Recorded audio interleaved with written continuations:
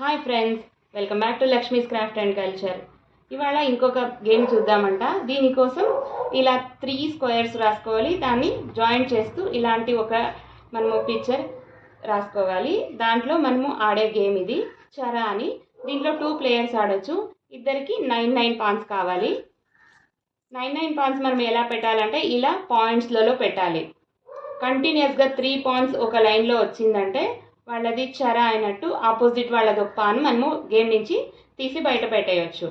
ఇలా అయితే లేదండి, ఈ లైన్లో ఉంది చరా, లేదా ఇలా ఇలా హారిజాంటల్ లేదా వర్టికల్ లైన్స్లో ఇలా కార్నర్లో అయితే చరా అవ్వదు. సో ఇప్పుడు ఇద్దరు ప్లేయర్స్ ఎలా ఆడాలో చూపిస్తాను. ఒక్కొక్కరు ఒక్కొక్కటి పెడుతూ వెళ్ళాలి. ఒకళ్ళ తర్వాత ఒకళ్ళు ఒక్కొక్క పాయింట్ పెట్టాలి. ఇప్పుడు మంది లైన్ చరా అయ్యింది. ఇప్పుడు మనం ఒక పాన్ తీసేయచ్చు వాళ్ళది. మనం ఇక్కడ తీస్తే మనకి ఇంకొకటి చరా అవ్వడానికి ఛాన్స్ ఉంటుంది. చూడండి, ఇంకొకటి తీసేయచ్చు. ఇప్పుడు వాళ్ళది చరా అయ్యింది, వాళ్ళు మనది ఒక పాన్ తీసేయచ్చు. అలా చరా అయినప్పుడంతా ఒక్కో పాన్ తీస్తూ ఉంటే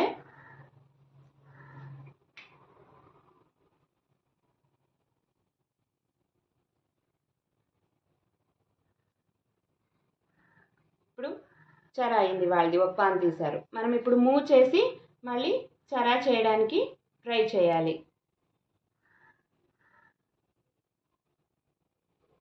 ఇప్పుడు బ్యాక్ ఇలా వస్తే అదే పొజిషన్కి వస్తే మళ్ళీ చరా అవుతుంది. మనం ఏదైనా ఒక పాన్ తీసేయచ్చు.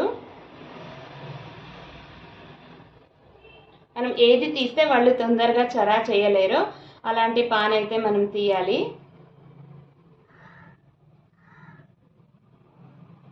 వాళ్ళు అలాగే చేస్తారు. సో ఇది పిల్లలకి థింకింగ్ కెపాసిటీ అనేది ఇంక్రీజ్ చేస్తుందండి. పిల్లలు కావచ్చు, పెద్దలు కావచ్చు. ఇంట్లో యాక్చువల్గా మంచి టైంపాస్ ఇది. ఇది చాలా మన పిల్లలకి థింకింగ్ కెపాసిటీ ఇంక్రీజ్ అవ్వడంతో పాటు మంచి టైంపాస్, అలాగే మొబైల్స్, టీవీస్ నుంచి అడిక్షన్ తక్కువ అవుతుంది. ఇప్పుడైతే ఎండలు ఉన్నాయి కాబట్టి బయటికి వెళ్ళి ఆడుకోలేరు. అలాంటప్పుడు ఇంట్లో ఆడుకునే ఇలాంటి గేమ్స్ మనం వాళ్ళకి అలవాటు చేస్తే బాగుంటుంది.